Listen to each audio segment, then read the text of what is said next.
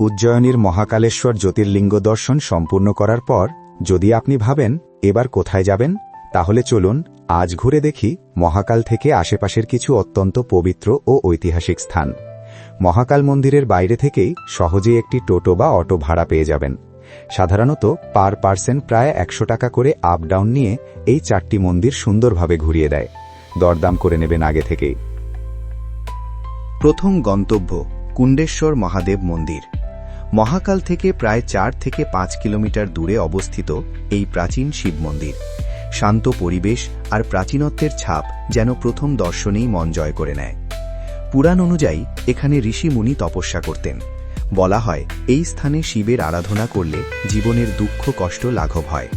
কুণ্ডেশ্বর নামটির উৎপত্তি হয়েছে এখানে অবস্থিত প্রাচীন কুণ্ড বা জলাশয় থেকে। এই কুণ্ডের জল অত্যন্ত পবিত্র বলে মানা হয়।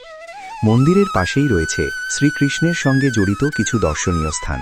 কথিত আছে এখানে শ্রীকৃষ্ণ ও বলরাম মহর্ষি সন্দীপনীর আশ্রমে শিক্ষা গ্রহণ করেছিলেন।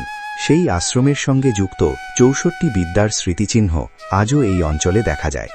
64 বিদ্যা যেখানে ভগবান শ্রীকৃষ্ণ আয়ত্ত করেছিলেন, সেই পবিত্র ভূমিতে দাঁড়ানোর অনুভূতিই আলাদা।